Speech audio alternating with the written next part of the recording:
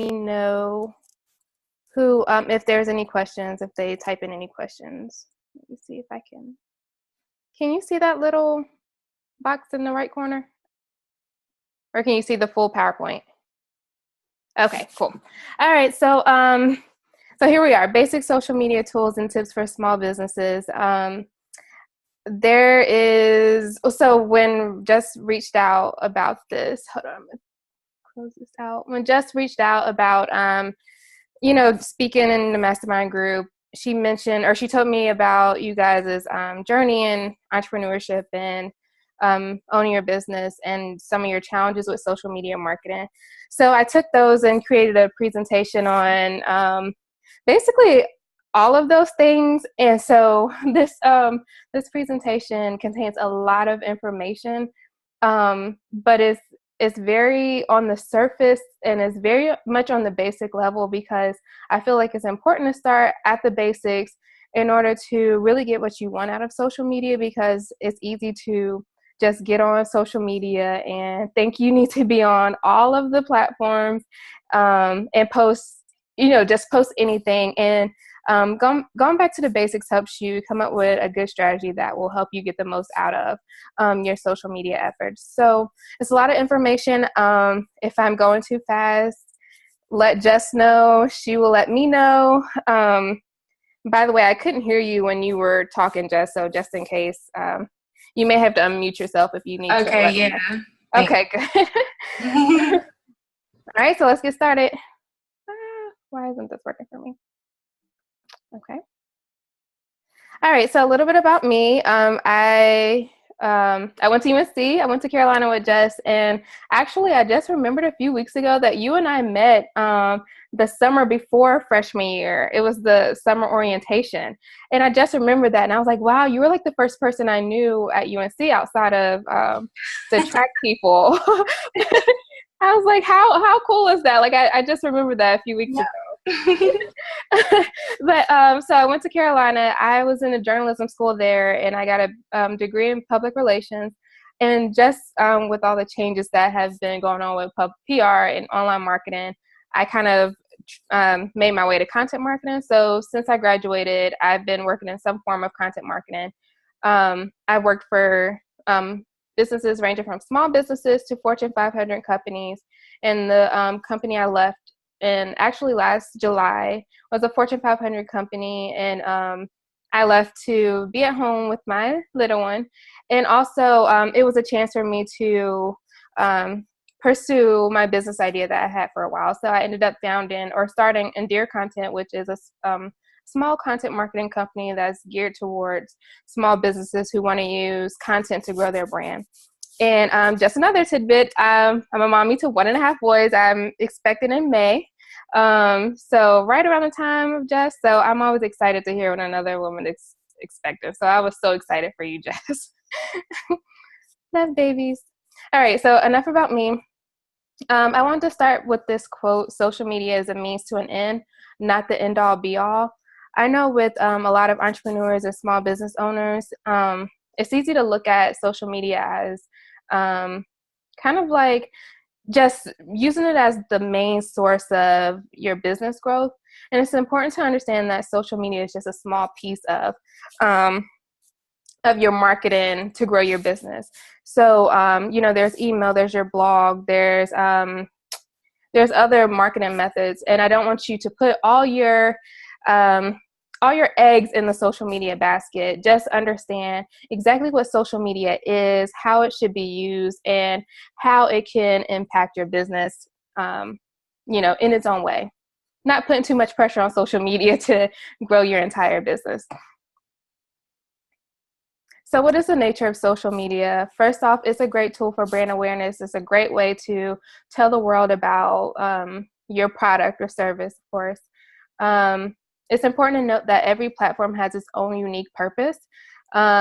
Every users on each platform, they behave differently. They interact with brands differently. So it's important to know that when you are thinking about your social media strategy. And we'll talk about that a little into the presentation. And then also on social media, as you know, our attention spans suck now. I believe goldfish are beating us these days. So you only have a few seconds to capture someone's attention on social media. So you really have to, keep that in mind and really use that tidbit as you craft your content for social media and as you plan for social media. And then also the nature of social media is about relationship building. Even though you are on social media as a brand, or your customers or whoever is looking for you, they're expecting to interact with a human, if that makes sense. So it's really about building relationships with your audience and not really just having these one-way conversations where you're shooting out messages to them all the time, but that you're really fostering these relationships with them and making them your tribe, like your people. All right. So some things to consider when you're thinking about social media marketing as your broader business goals. A good way to make sure that your social media efforts are making an impact on your business is by tying them into whatever your bigger business goals are. So if it is brand awareness, just making sure that whatever you do on social media is designed to spread the word about your business. Or if you're, if your broader business goal is to get more clients, then what can you do on social media that would lead to you gaining more leads for your business? And leads meaning like emails. How can you do lead generation on social media? Also keeping in mind who your target audience is. What are their interests? What are their challenges? What are their pain points? What are their issues when it comes to, related to your product or service? And this is important because all the content you create on social media should be for your audience. It should be there to help them, to inform them, to educate them, to entertain them. They are your focus. So it's important to know who they are before you even, go into social media. Otherwise, you're just shooting messages in the air to whoever will listen, and that's never been effective. Third, considering your brand culture and personality, like who are you? What does your company embody? Do you have a more serious, formal tone, or are you more lighthearted and funny? Things like that. What is your brand's personality? And you'll want to know this going into social media so that your content can reflect your brand's personality. And I think it's good to have whatever it is, it's good to have your brand to have a personality, because that's what will bring people in, the personality of the brand. Whether it's serious or whether it's lighthearted, that will be the thing that sets you apart from the competition, your unique personality. All right, so I wanted to go into the 5 to 6 biggest social media platforms. And I added YouTube in this, even though this isn't a platform that you may post on every day. But I just want to talk about each platform, some quick facts, and some ways to grow your business using these platforms. So just some quick facts about Facebook. Facebook is usually the go-to for a lot of small businesses because it makes sense, right? There are more than 2 billion monthly active users on Facebook. Like, people are there. So of course they're, you have the ability to talk to them. However, Facebook is getting really nitpicky with businesses and brands who are pushing messages and pushing posts out to users. And actually, they announced a couple weeks ago that they made a change to their algorithm, which has hurt businesses and brands' organic reach to users. Meaning that, the everyday user on Facebook, they'll see fewer and fewer posts from businesses and brands. And it was already terrible because the company I worked for, when I left, before I started Endear, they had 1.7 million fans on Facebook. And on any given day, a post would get 0 likes and it would only reach about 20 to 30 people. And so with this most recent update, you can expect for that to be, to decrease significantly. So, that's been a downside for Facebook for Business, but it still is great for targeting a defined audience because they have a lot of great targeting features with their ads, and then even when they're regular posts, you can target who you speak to. So thinking of just the ways that Facebook has changed, what you can do is you can definitely run Facebook ads, and I think Facebook ads are a great tool for small businesses because you can reach people. May not be 1,000,000 people, but you can reach, the people that you need to reach for a small amount of money.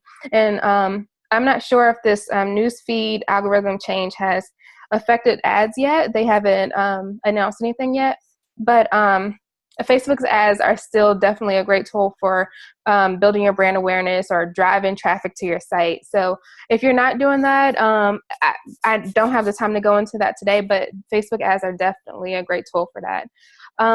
Another thing is building a thriving Facebook community group centered around your product or service.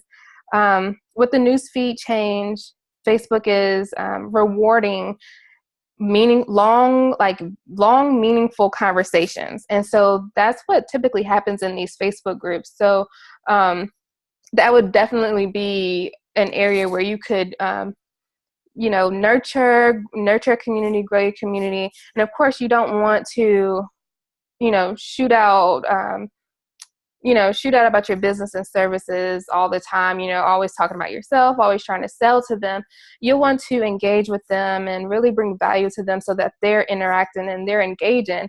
And when you need to leverage them, you're able to. So building a Facebook group is definitely one way around this algorithm change.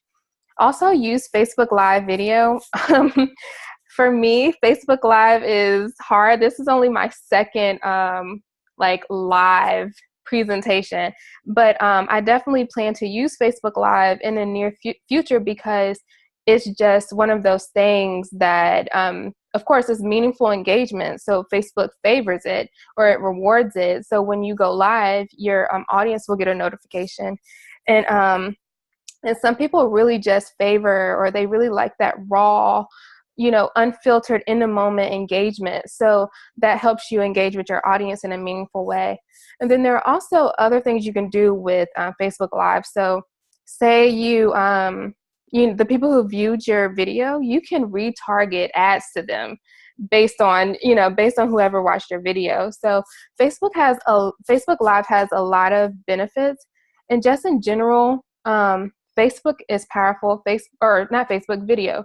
Video is powerful. Video just works on almost any platform, and live video has risen in the ranks when it comes to engagement and attracting people in. And then lastly, post content that sparks meaningful engagement. Here you just want to make sure that you're being really natural and really authentic when it comes to posting content on Facebook. Just for me, just in a couple of weeks, I've been posting my blog posts on my business page, and I only have a few fans anyway because I haven't spent too much time on Facebook, but there have been days when a post would only reach one person. And so with this, you really have to take into account these algorithm changes and what you can do to build an audience and really use Facebook and make it work for you. And so when you post content, just be natural, be engaging, ask questions. I even saw that someone said that using the emoji reactions helps to increase the chances of their audience seeing their posts, just because it's more natural and it's more meaningful. So those are some things to keep in mind when using Facebook. With Twitter, Twitter has 307 million monthly active users. And I did want to add this quick note. I'm going through these 5 or 6 channels, but the reason I'm going through them is so that you can figure out which ones work best for you, because you don't need to be on all of these. Not now anyway, especially when you're starting small. I don't think it's a good idea to start on all of them. But, as you listen to these quick facts and these best practices, based on whatever your product or service is, you can you can pinpoint and say, okay, this is the platform that I need to be on. This is the platform that will be most effective for me. All right, so back to Twitter. It has a lot of users. It's great for one-on-one engagement. So, it's easy. It's pretty easy to respond and reply to someone on Twitter. Actually, Twitter is my favorite platform because of the way that the engagement and interaction is just so easy. It's so simple. There are hardly any barriers to that. Also, a lot of brands use it for customer service. A lot of larger brands, especially. I know I've been one to go to Twitter to complain. Actually, I did it a couple weeks ago because Papa John's was late with my pizza. So I went to Twitter and complained, and their customer service handle responded to me. So Twitter is great for that. Twitter is also great for social listening, especially with their hashtags. You can and their Twitter trends, trending stories, which is also good. You can kind of listen to what's going on. You can follow relevant hashtags to see what's happening in your industry. You can have conversations around your brand. And then Twitter is also good for B2B businesses. So just in case you don't know what B2B is if your business selling to another business instead of an actual individual like a consumer. And Twitter has been proven to be good for these type of businesses. Actually, one of the top platforms for B2B businesses. And then best practices for Twitter, again, live video, any kind of move or interactive content like live video, pre-recorded videos, and relevant GIFs or GIFs, however you want to pronounce it. They're good on Twitter. Twitter has the GIF keyboard, which I like. So any of those, participate or start business-related Twitter chats. Those are really good for engaging and networking with people in your industry. So that's actually on my to-do list for this year, is to really start interacting and engaging with Twitter chats on a weekly basis. Also monitor hashtag trends and brand mentions. All of these hashtags and trends related to your company. Twitter is great for this. Twitter has become almost like a news site for some. So definitely, if you want to stay on top of trends and what's happening, listen on Twitter. And then also, like I said, it's more of a news site. So sharing valuable, informative news and resources is great for Twitter. Instagram. So Instagram, more than 800 million active users. Just a couple of demographics. There are 68% females, and then 80% of users follow at least one business on Instagram. And I think that's important to note because on a lot of these platforms, I feel like, especially on Facebook, people on Facebook don't necessarily get on to interact with a brand. They want to share pictures of their dogs and, whatever it is. But on Instagram, a lot of users, they will follow a brand and interact with brands. So that's important to note. Of course, on Instagram, there's a huge focus on visuals, and it's great for engaging with your audience. It's similar to Twitter, but I think on Instagram, you can have more real and meaningful conversations. And then Instagram is also great for humanizing your brand, meaning showing the face and showing the people behind your company. So some best practices for Instagram: tell a story, let your images and, have a cohesive timeline and allow your pictures to tell a story. Make sure you're sharing high quality branded photos and videos. I know you can take some really good pictures on an iPhone these days, or whatever camera phone that you have. Just make sure they're high quality, that you're putting some thought into what you're posting around your brand, because I know if people are like me, I'm into aesthetics, so I'll go to a profile and I'll, if a brand has a really cohesive look and it's crisp and it's nice, I feel like I can trust this brand. So I'm sure there are other people like me. So just make sure you're focusing on high quality branded photos and videos. Use Instagram stories in a meaningful, strategic way. I've seen some brands use Instagram stories in the coolest way. And I actually, in the company that I left, they had a ton of followers, and I started, using Instagram stories to tell a story, to tell an actual story. So I went to I went to an event for my company. So I would post photos and videos that basically showed my journey throughout the day. And I saw that I was retaining viewers when usually someone would click on one story and kind of move on to the next. They kept clicking and wanting to watch my story just because I actually created a story that made them want to keep watching. So yeah, just think about how you can use Instagram stories um, outside of your normal profile. Also run Instagram ads. You can run those through Facebook and use related hashtags to increase post visibility. Hashtags are great for getting eyes on your posts. So, do a simple Google search or just do your own research on Instagram and find some hashtags that you can use in your posts if you're using Instagram. And there are slick and cool ways to put hashtags in, but either way that you put them in, you'll get some visibility on your post. All right, LinkedIn. So LinkedIn has more than 500 million active users. LinkedIn is more of a social media platform for B2B businesses. It's actually probably the top one for a B2B business. And then it's also the best tool to establish your credibility and your thought leadership in your area. So for me, because it's content marketing, I use LinkedIn to show people, hey, like, I know what I'm talking about. Like, I'll publish, I'll share relevant articles. I'll share posts about just showcasing my expertise, or I'll publish original content on certain topics around content marketing just to show my expertise and to show what I know. So if you're a B2B business, 74% of the decision makers, like the people who make purchases, they use LinkedIn to influence those decisions, which is key. So like I said, it's great for B2B.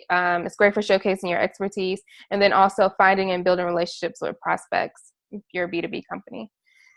Best practices: share business related articles, publish original content. So they have, they have the feature where you can publish articles. And a rule of thumb that I've seen recently is if you're posting already to your blog, waiting a couple weeks to allow Google to index that article, so you're not posting to another platform and it's they're indexing it as duplicate content. So sorry, that might be too much that's going into SEO, but if you post a blog post, wait a couple weeks and you can publish that exact blog post on LinkedIn Pulse. I believe it's called Pulse. And then, so that's a way to show your expertise. Make a LinkedIn company page. Find and connect with people, key people, relevant people who can make a difference for you. And then also engage. I've realized that a couple years ago, LinkedIn was really just about, just being on there and sharing information. But I've seen more and more people have these more authentic and real conversations. So it's important to comment and like, otherwise you'll be seen as a robot on LinkedIn. But I mean, just like every other social media platform, it's important to engage and be human. So there you go. That's LinkedIn in a nutshell. Pinterest. Pinterest is great for companies that are very visual, that are focused on visuals. So photography, even if you have a product, having really good product shots and flat lays and things like that, Pinterest is great for that. So Pinterest has 175 million active users. 81% of those are females.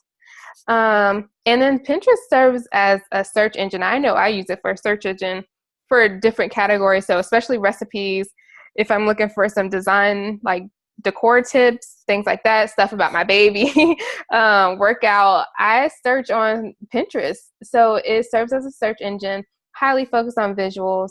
And a key fact is 87% of Pinterest have purchased a product because of Pinterest. That's huge. That's really big. And then it also drives referral traffic. So meaning if you pin, if you're pinning your blog post image and people click on that, it drives traffic to your site, which is awesome, which is what you want. So best practices: create a Pinterest for Business account, add a pin it button to your website. So if you're posting really great visuals on your blog, just add in that pin it button so people can pin from your website to Pinterest. Also, because it serves as a search engine, and I don't know how familiar you guys are with SEO, it's like Google. So Google is a search engine, and it relies on keywords to help people find information. Pinterest is the same way. So it's important to use specific keywords in your pin titles, your pin descriptions, and your file names, and then also use the optimal pin size.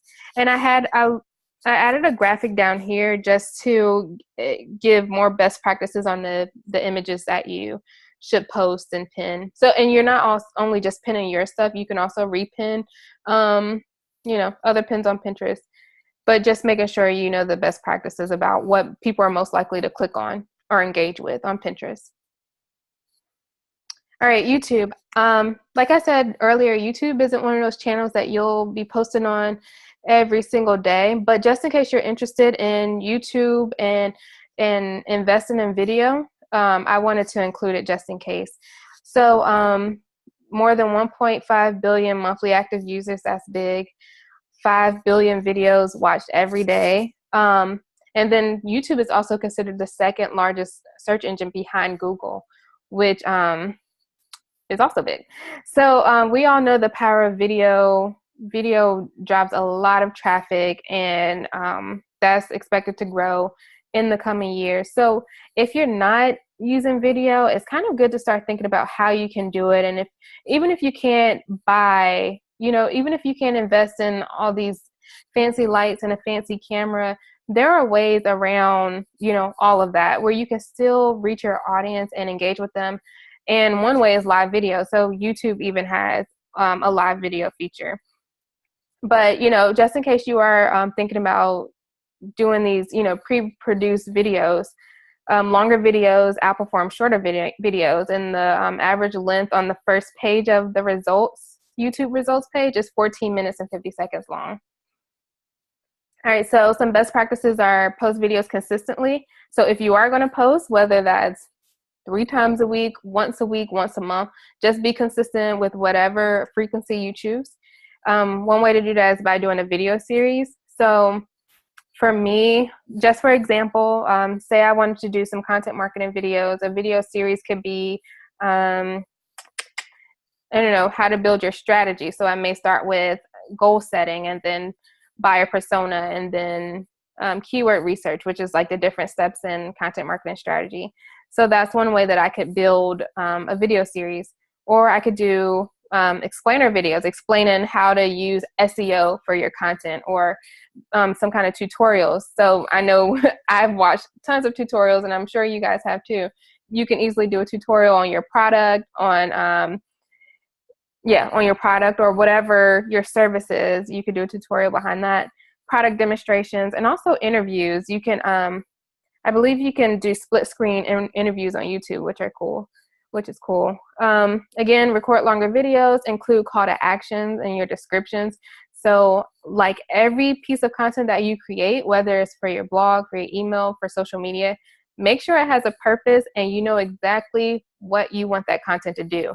And that's your call to action. So your videos should also have a call to action. Brand your channel, have your logo, your brand colors, and cross-promote your videos. Share the links on the other channels that you're using, and use YouTube Live. All right. I want to make sure I'm not going too fast, or that no one has any questions so far.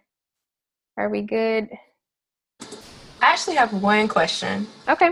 What exactly is SEO? I hear about it a lot. I see people kind of like on Facebook and YouTube talking about it. Is it something important that we should think about investing in if we can't do it ourselves, or what is that? Yeah. So SEO is basically, so if you're creating content for your website, or, like on your blog, SEO basically helps you be found in the search engine. So say I go to Google and I search best best mop for wood floors. Let's just say that best mop for wooden floors, right? And your company sells mops for wooden floors. So, if you created a blog post about like, I don't know, the best ways to mop your wooden floors, then if you use that keyword, like SEO, like if you use the Right. SEO, the right SEO keyword, then that helps your content be found in those search engines, which Okay. means that people are more likely to find you and figure out that, oh, this person sells mops for wooden floors. Does that make sense? Yeah, it does. It's kind of like I had a WordPress blog, and you would have Mm-hmm. tags so people Mm-hmm. find your blog if they were interested in like recipes or something like that. So it makes sense. Is that something that you should invest in when you're just starting out, or how does that, or should you try and do it more organically? Well, so with SEO SEO is organic. So or Okay. SEO helps you get organic traffic, and SEO is definitely important, especially Okay. if you're creating content. Otherwise, you will all your traffic will come from social media, and that's really hard. Like I was saying earlier, it's really hard to depend on social media to grow your entire business. Right. So SEO, I'm not sure what you guys are using. So I use WordPress Hmm. for my website, and there's this plugin called Yoast SEO, Okay. and I can add that to. I have a page of resources that I'm going to send you Okay. all. So Yeah. I can add Yoast. Let me add Yoast to it, and Thank you. I'll just add some like SEO resources because um, with the different changes on like with Facebook Facebook. especially, Yeah. yeah, it's just not wise, I guess, to rely on social media to grow your business. Right. And I just redid my website, and I had to. There's so much that goes into SEO. Hmm. There are people who specialize just in SEO. Right. So I had to, and this may seem really foreign. So there are steps you have to take to make sure that your website can even be found at all. And so I had to go back, like create a site map, submit it to Google, Wow. and it takes like either 4 weeks or 4 months, no, 4 days to 4 weeks for your site to be indexed. So right now, I've been creating some really good content. I've been optimizing it for SEO, Okay. but it hasn't been indexed. So nobody, even if they search my keywords, it's not showing up. So the only people who have been seeing my content are whoever happens to see it on social media, you know? But Yeah. but with SEO, I mean, millions of people every day. Could see it. It sounds very technical. So if someone like me who only likes to plug and play things, I can't yeah. at all. I would have to outsource that basically. Yeah, I mean, yeah, if you but I'm not that techie, and I have to, like, I'm figuring it out just because in with what I do, like content SEO is a huge part of it. Okay. So actually I'm going to start I'm trying to build content and even maybe a course around basic SEO for your content. It doesn't really go much into like the site because that is very, very technical. But like the on-page SEO, making sure you're using the right keywords, making sure your content is structured in a way so that Google can crawl it and index it and all that stuff. Right. But so SEO is important, but depending on what you're doing, you may be able to find some basic information just to optimize, just Okay. to optimize. But it really is tricky, but it is important. Like SEO is important. Okay. And we have one more question. Kiyoshi, can you hear me? I think I unmuted you. Yes, can you hear me? Yes. Yes. So, how often should we try to post new content? Because I'm not very good with posting anything. Oh, so that's I kind of have a slide on that later, but Okay, I can yeah, wait. I'll talk about that more in more detail later. Okay, now where are we at? Okay, so I need to hurry up. So yeah, so if you have any other questions, just stop me, or I'll stop again to make time. So some content types that you can just some things to think about. You can share your links to blog posts and articles. They don't always have to be your blog posts and articles. Maybe they're a resource that you think would be helpful to your audience. You can share those. Of course, photographs and behind the scenes shots of you, your business, you working, you know, your team working, things like that. That's always nice on social. Videos and live video, of course.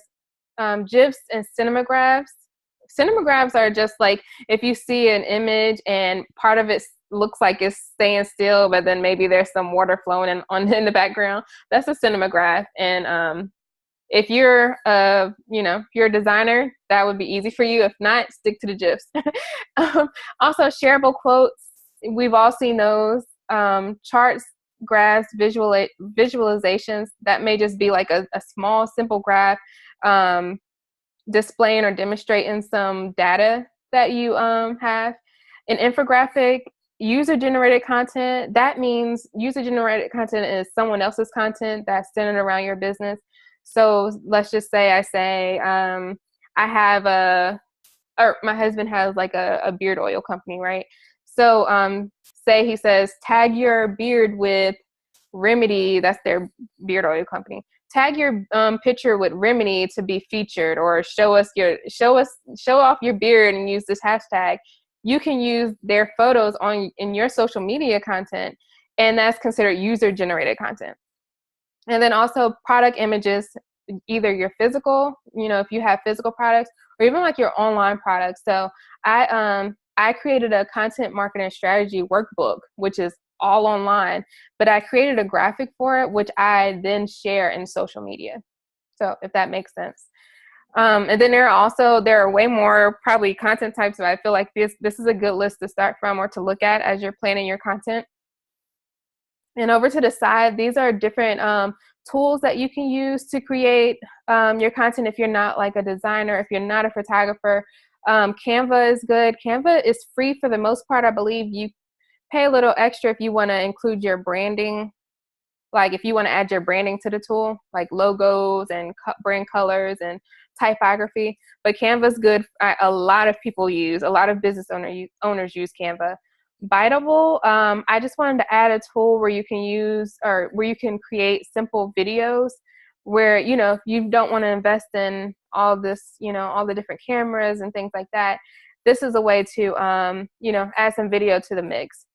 Unsplash is I use Unsplash all the time. It's beautiful, it's free, beautiful photography for you to use. It's high quality. You can use it even if it's commercial. So if you're selling something, you can use it.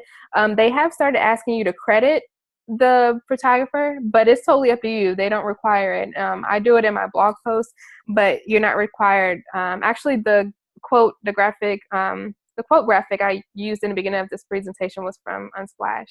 So definitely try to look into that. And then PictoChart is a tool to help you create infographics. I used to use it all the time because I'm not a designer. But then in one of my positions a couple years ago, they would always ask me to do infographics. So I relied heavily on PictoChart to create those. Alrighty. And also with infographics, they are good for displaying like, data in a visual way, a way that people can understand. But it doesn't always have to be your own like primary research. It doesn't always have to be your data. Like you can curate information from different places, and of course you can add the source, like I got this information or this data from this place. But if it hasn't been done, you can create all that data and put it in your own infographic, and that's a good way to get some eyes on your content or your business. All right, so building your social media strategy. These are just some things to think about. And I know this is a lot of information again, so I'm this presentation, it'll be in a PDF and it'll be yours to look through when this is done. So first, start with your overall goals. In the beginning I said think of what are your broader business goals? And from there, so you think about, okay, so what do I want social media to do for me? Do I want it to increase my site traffic, grow my audience, increase email subscribers, or just simply boost engagement? Think about that before you get in there. So you'll just have a focus and you'll be able to streamline your efforts based on those goals. I suggest focusing on 2 to 3 channels, especially starting small, like someone was saying just a couple minutes ago, like, who has time to post all the time on social media? I actually, even though I work in social media, I actually have a love-hate relationship with it. I'm on a church fast from it right now, but I have content scheduled, just because I have to be on there, I have to be consistent. But anyway, focus on 2 to 3 channels at first. And once you get, you build those up, do those well. And if you feel like you need to be on another channel, then go ahead. But I don't suggest trying to, be present on every channel. Also, I suggest writing a mission statement for your social media efforts. And this is kind of like the mission statement for your business, and how that mission statement guides what you do and how you act and the clients that you go after. Your mission statement will also for social media, will guide your efforts and keep you just on the straight and narrow. So, if you're like, one day you just feel like, hey, I might want to post about something I ate, but then your business and your goals are totally different from that, then okay, I need to stay focused on my goals. I need to stay focused on my brand, and the mission statement helps you do that. Stay streamlined. Also, share content that's designed to educate, entertain, and engage your target audience. Your audience should be first, customer first. Like I said, sometimes it's easy to think about, hey, I kind of want to share this from, on my own. It's like, I don't know, I think people will like this. And it's not really, as a brand on social media, it's not about you and what you want. It's about what your audience wants. So it's just thinking about thinking customer first. All right. Is there a question so far? I see the little tab. Maybe not. We just had a question about whether this will be shared. And I think you said you're going to give us a PDF copy. Mm-hmm. Yep, I'm going to I actually have a couple of resources. So I'm going to ask if I can get email addresses, and don't worry, I won't subscribe you to my newsletter. Okay. I will just really send you, I want to give you access to the Google Drive folder, and that has resources and stuff. Great, we appreciate it. And Latoya was also kind enough to let us record this, so I'm recording it as well. Yay. You can you can't tag me because it's a private group, but it's okay.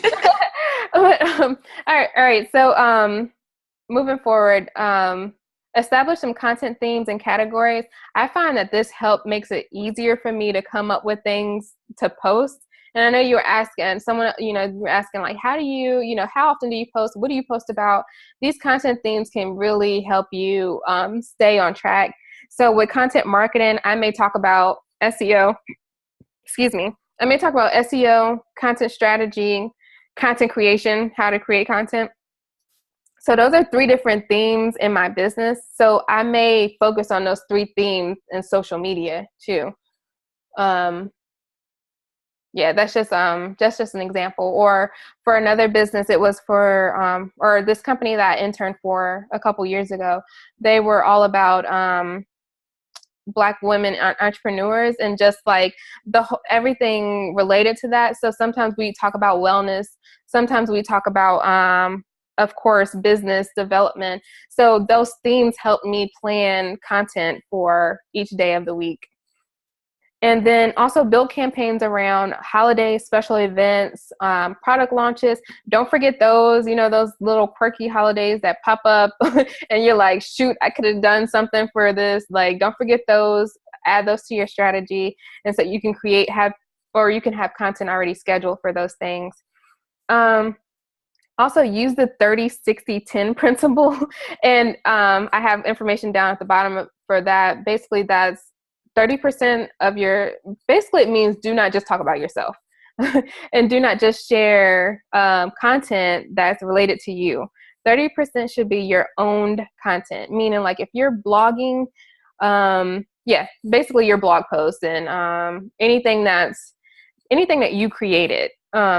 Make sure like 30% of your content, and it doesn't have to be exact, but just about 30% of your content is that. 60% is curated content, meaning 60% is content from other resources, like other businesses and brands. That's a way to build trust, because people are, you're showing that you can, you're really just focused on bringing value to your audience instead of selling you. So 60% should be curated content, just content from different resources or different sources. And then 10% promotional content. This is the content selling your product or service. This is the smallest percentage, because people don't want to be sold to on social media. But if you do the other things and you're really engaging with them, then you're building their trust, so that when you do sell to them, they're more accepting of it. They're like, oh, okay, she's been, or, they've been engaging with me. They've been bringing me value. So I may even consider buying this service or this product just because they're selling it to me, and they don't do it every day. And then, of course, think customer first. This is what every marketing tactic, marketing method that you use, you have to think about the customer first, because they have the control, they have the power when it comes to this marketing thing.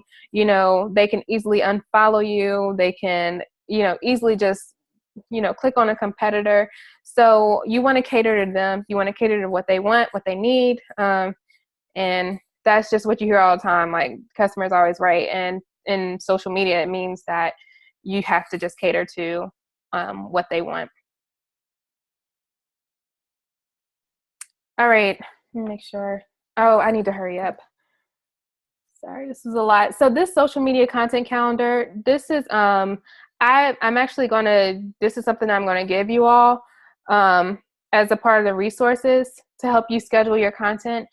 And I wanted to show you what it looked like just in real time. So here you can put your link, have your dates.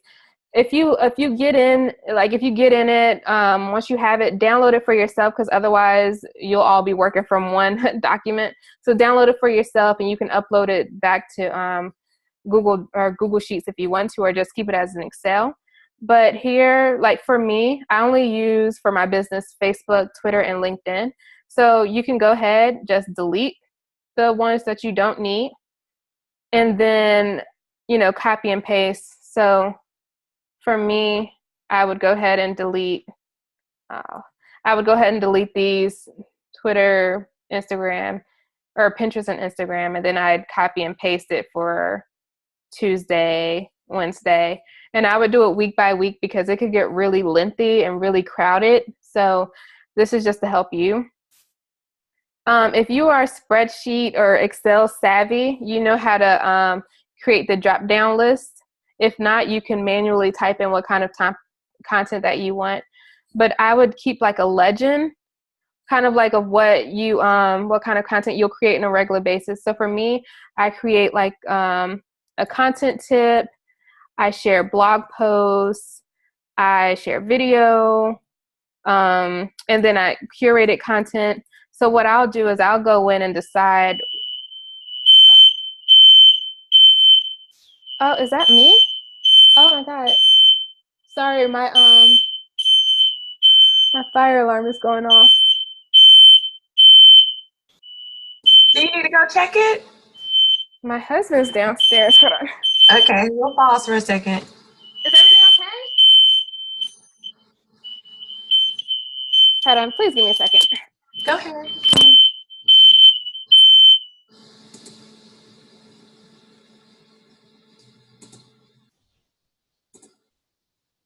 Let's see. Hey, everybody. Hey, Monique. I unmuted everyone, so okay. So sorry. Are you okay? Yeah, and my husband's downstairs burning something. Oh. Oh my goodness.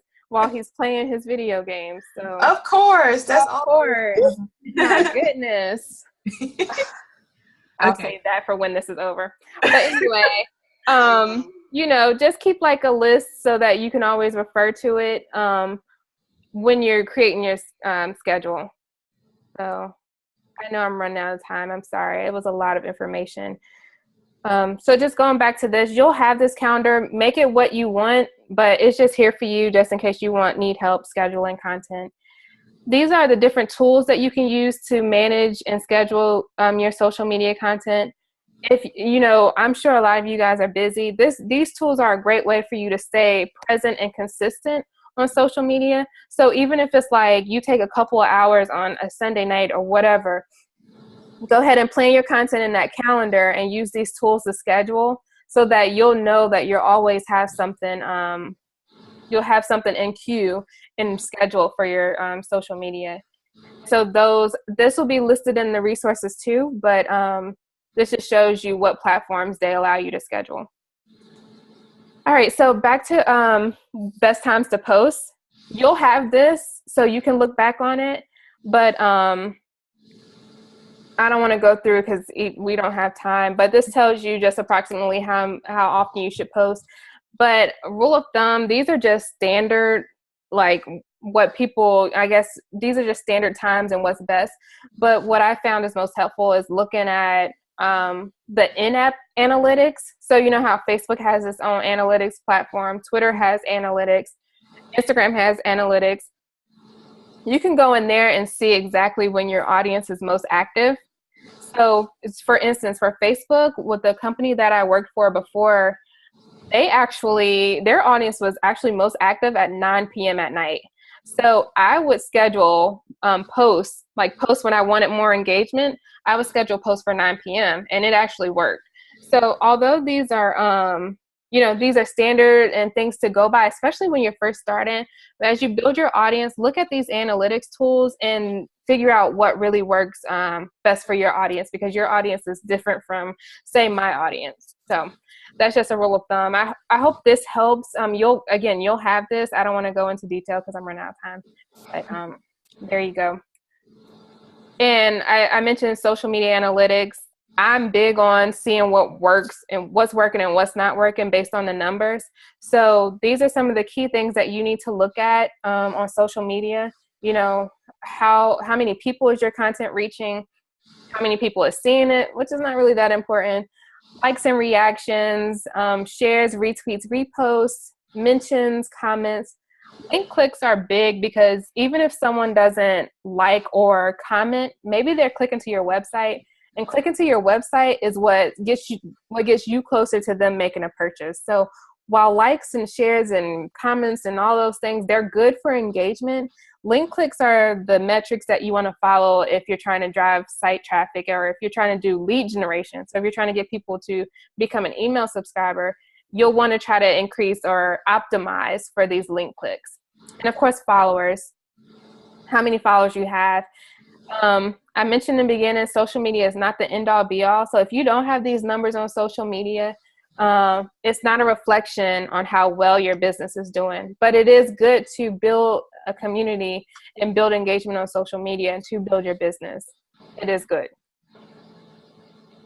All right. Yes, I made it to the end. 5 minutes to go. Okay. So are there any questions? I'm sorry I had to fly through this. I was just making sure that I touched on just about everything in this presentation. So you may have covered this. Oh, hi, I'm Monique. Thank you for doing this. Mm-hmm. And you may have covered this before I got on, but in reference to the judging what people like the most on your, with your business and stuff. So I use my Facebook page as my main business platform, due to the number of people there who seem to interact with me more so than Instagram, and I do a lot of Facebook Lives for trainings. However, I notice when I post pictures of me and my husband, that's what gets the most likes compared to, just, hey, come join me for this training about resumes, blah, blah, blah. So I was thinking about because since I launched my business in August, I have only been posting like resume stuff, job tips, stuff like that. And I was like, okay, well, maybe I should use like a day and just do like a family Friday or something like that. Because before, which is fair, like before, I would always post about me and him. It was just random, right? But in August, it was like a hard stop. Like, I'm only talking about business stuff here, you know. So is this your personal Facebook page or your business? Yeah. Okay, so yeah, I guess that's the difference, because if you think about like why people use Facebook, why they added you as a friend, it was to see those family pictures, right? Like it was to see what's happening in your life, but I've seen that I'm in this business owner group. When you start talking about business, it's good to have them separate, because then people will start tuning you out once you start talking about business, because they're there to see all about your life and the personal side of you. So that's why it's good to have a business page for your business. However, like, I don't know if you were here when we were talking about the newsfeed change, with Facebook's newsfeed change. So the algorithm changed. So they're not, basically the everyday user is seeing fewer posts from businesses and brands. So you won't really reach that many people with your business page. But again, it's kind of, you can continue posting from your personal page, but you know, you have to understand why they're there, why they're your friend in the first place. They're there to see, you know, family pictures. They're there to see vacation pictures, what you're doing in your life. But if you had a business page and people started coming, maybe you're like, hey, the people who were interested in those, you know, those business posts, you say, hey, I have a business page where I'm talking all about this, like it, you know, then that's where the expectation is different. You know, you can talk about all your business stuff there. And then let me go back to the Facebook page. With the algorithm changes, these are like the best practices. So with your business page, maybe you want to build a Facebook community group. And if you're talking about business there, like the focus can be business, but I don't see anything wrong with the occasional Family Friday, you know, there. You know, saying like, you know, how's your family, however you want to frame it. I don't see it there, but I don't see anything wrong there. And then you can have your Facebook Live videos in there. I just think sometimes having that hard line between personal and business is good, especially on Facebook, because that's kind of what the whole algorithm change was about. People were complaining that they were tired of seeing posts about businesses and brands. So naturally, I can imagine that your friends or people that you're connected with through your personal account, I can imagine that they would, you know, they wouldn't interact with the business posts. They'd be more interested in the family posts. So, okay. Thank you. You're welcome. I hope that helped, but definitely, you know, starting a Facebook business page and then trying, you know, putting in these best practices to make it work for you. But if the personal, you know, still kind of leverage your personal side, you know, driving people to that page, say, hey, by the way, you know, I'm talking about business over on my Facebook page, and that's where my Facebook Lives are, you know, just using your personal side to drive people there. Yeah, and that really has been my main like hold up from well, I do have a business page, but I haven't like done anything on it. I just you know, created one, but I was just like, well, how am I gonna get people to go over there to like the page? Yep. And you know, you can invite people too. And I know it sounds intrusive, and for a while I would be like, well, you know, they may not want an invitation, but who cares? Like, they can easily say they don't want to be, you know, they don't want to like it, but you can send an invitation to all your Facebook friends. And if they want to, you know, if they want to like it, most people will support you. So you can, you know, you can get them there that way. But again, it's going to be hard to reach them because you're a business page. So it's really about trying to find ways to, you know, make the most out of both, especially if you've been doing it on your personal side. The news feed change is really new. I mean, they just announced it 2 weeks ago. So a lot of businesses are trying to find ways to work around it. And so the best practices that I listed on this slide, that's what most businesses are starting to do. They're focusing on their Facebook groups. And that could be centered around your business, but it's just like, you know, people are there, they're interested, and they're engaging with you. they're engaging with you based on your business. And then in your group, you can host those live video trainings and you can post your content without it, without people being like, oh my God, why is she, why is she talking about our business? They expect it because that's why they're there. Sounds good. Yeah. Keosha, did you have any questions? I did have a quick one. So I know earlier you mentioned newsletters, and you're not sending us newsletters, but are they effective at all? Like, do you find that people don't just sign up for them, just because, and then they never read them or reach back out to you? Well, what I've been experiencing, so I created the content marketing strategy workbook, right? So that was my lead magnet. Basically, if you want this, you got to give me your email type thing. And I've gotten in what, 2 to 3 weeks, I've gotten 100 subscribers just from that. And I haven't really been pushing it that much. But then when I send the emails, while the click-through rate, I guess the open rate and the click-through rate is higher than, I guess, expected, it still isn't monumental, nothing to like brag about yet. But some people live and die by their email list. And actually, even though email sounds old, a lot of people's business thrives on the fact that they have an email list, because it goes beyond social media, right? Like social media, I'm just scrolling and you happen to be there. But then if you give someone your email, you're giving them permission to be in your inbox, right? And it's like they're more engaged, they're more likely to become a client. So that's why you take them through. I don't know if you guys heard of a sales funnel, like that term lately, but it's kind of like, so sales funnel, you have up here is awareness. It's big, like it's cold. So that's like if I didn't know who you are and all of a sudden I saw a post from you, I'm a cold lead. And then you have warm, you're like, okay, I kind of know about you. And then you have somebody who's hot and they're ready to buy. So an email subscriber would be somebody that's warmer than a person that would just be following you on social media. They're more inclined to buy from you. So it is good to just have them. If they're willing to give you their email, it's good to have them. Keep them engaged so that when it's time to sell, you have this list of people who are more engaged than they would be if they were just your follower on Facebook. And then, maybe a percentage of them would buy and become a client. So that's actually my goal. I haven't started selling to them yet, but checking my analytics, a lot of my traffic to my website is coming from my email newsletters. Again, my site hasn't been indexed by Google, and I mentioned that with SEO. So most of my traffic is either coming from the email newsletters or social media, and my email newsletters is beating out all of my social media channels. Okay. And then is there a way that you try to ensure that your email actually goes to the inbox and not like spam or junk? Like, is there a way you can actually stop that?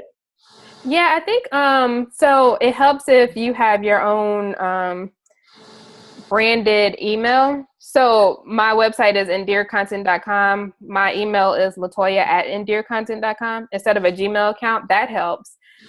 Also, I believe the platform that you use. So if you're using like MailChimp, which is free, MailChimp is free. I use MailerLite, which is free. So there are some free emails, like depending on how many subscribers you have. Like if you have less than 1,000, you can use it for free.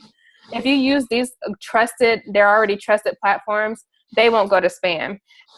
What will happen though is you'll go in the promotions tab of your email. You know what those, like if you have Gmail, the promotion tabs, they will go in those tabs unless you ask. Like all you can do is ask people to, it's something called whitelist. You'd be like, okay, add me as a contact in your email. Some people will do it, some people won't, but that's basically all you can do to get like in your in the primary tab. But otherwise you'll go in promotions, which is better than spam, because if you're on your phone, they're not divided into the different tabs. So if someone's looking from their phone, you'll just end up in their inbox, regardless. So the key is having that branded email and then also using a trusted platform. Okay. Kiyoshi? Oh, I put my phone back on mute so y'all didn't hear my baby. No, I think that's it. Thank you so much. Oh, good. I was hoping it was helpful. But yeah, just use I could also add those newsletter platforms to the email platforms. Okay. Just so you'll have them to the resource page. And I think I have one final question. Then we'll wrap it up. And we're so thankful that you came today. This was really helpful. You know so much about it. Good. I'm glad. Like, well, she's an expert on that. So my last question is, I was actually looking at some of the Facebook ads from some events that I'm trying to put together. So my business idea is basically, well, there's two. One is a law firm. I think I told you about that one, to help women entrepreneurs, and then the second one is kind of like a co-working space. Okay. So to help launch the co-working space, I was thinking about doing maybe like a couple of pitch events. But I wanted to advertise that on, I guess, like through Facebook. Mm-hmm. Went through the whole thing on like during Christmas, and I was going to set up like a $5 ad. Mm-hmm. Then I somehow lost it, and I just got frustrated and gave up with it. Why? Where was your point of frustration? Because I was kind of guessing. Okay. I really know what I was doing. Well, like a lot of social media. So even though these are like basic tools and tips, a lot of it is trial and error. Like, okay. Like you have to test. So I did a lot of testing in my last job. I had to do it's called A/B testing. So I had to test what would work. And if this didn't work, I had to come back and try something else. Okay. So sometimes that's especially if you're doing like low risk, like $5, you can run one ad for $5 and then run another ad for $5 and see what works. And the way you can test is you can test whatever copy that you use. So what's your caption? And then you can test the imagery, the creative that you use. So different pictures. So I did that for one of my clients recently, and it was like, what would resonate better with her audience? A picture of a baby and a mother, or a picture of kids, a group of kids? And it was actually, I believe it was the mother and baby. I can't remember. But anyway, you have to test and see what works. And that's the one picture works. So I focused on spending more money on that. So with ads, you have to so the good thing about Facebook is you can target the specific audiences. So you have to just understand what your audience is interested in. So sometimes it won't be cut and dry. And I had to tell a lady this before. Sometimes you won't find on Facebook, you won't find a group of people that you're like, oh my God, that's them. Mm-hmm. So in my last position, we would target our competitors. So you can in your targeting feature, you can target the fans and followers of a competitor, or you can target so say there's another co-working space in Raleigh. Mm-hmm. Who has like a huge Facebook community. You can target their fans or, just to steal some attention from them, or, you can target entrepreneurs in Raleigh. You can target, for the co-working space. You just have to think about their interests, who are these people that you would be targeting? What are their interests? What does their lives look like? And so you just have to you have to understand, like I said, you have to understand who your audience is and use Facebook to target. And of course, when you go into the ads feature, there are so many different features that you could tap into, like the custom audiences. And I mean, that's another, SEO, Facebook advertising is another huge thing. But even on the basic level, I would use Facebook ads as I would use that cold, warm, hot, the sales funnel. The sales funnel, basically. So, I would use the first ad would be just a way to get people to click, not necessarily saying, oh, this is me, come, sign up for this, blah, blah. It was just to put it out there that, hey, maybe this is what I do. I know a little bit about this. And then the second one was a little, they know who I am. They've seen my first ad, so I can do a little bit more. Maybe I can drive them to sign up for something. And then third is really like when you can hit them with whatever you want to, whatever your main call to action is, that's when you can hit them. Okay. Thank you so much. Yeah, thank you so much. You've been talking for like an hour. You did a great job. Thank you. I'm always worried that I won't have enough to say, but this one was like. I was worried. I was like, she can take a water break. I'm sorry. No, it's fine. It's fine. So I wanted to end on like how the members of our group could kind of reach out to you, and also I know you have your own content company, Endear Content. So you could tell us maybe a little bit more about the services you provide. So with content marketing. And I know a lot of people don't really know what content marketing is. It's kind of like one of those words or those phrases you're like, what the heck?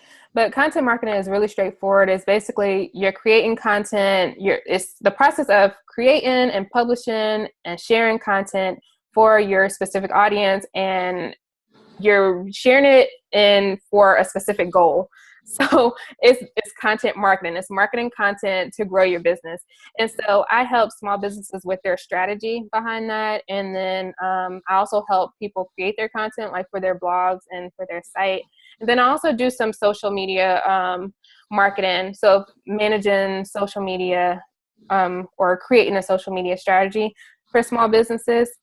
And my business is at endearcontent.com, and I can send that information in the email that I send. But I my blog is geared towards sharing like information that will help people as they grow, because as a small business owner, you may not necessarily always have the resources to outsource certain services, right. But sending out information that help people get there, so that one day if they build their business up enough to be able to outsource, hopefully and maybe I would be the company that they that they look to, just because I've been providing valuable information. So yeah, my blog could be a resource as I continue to build it up, because I was just really starting out with my content. But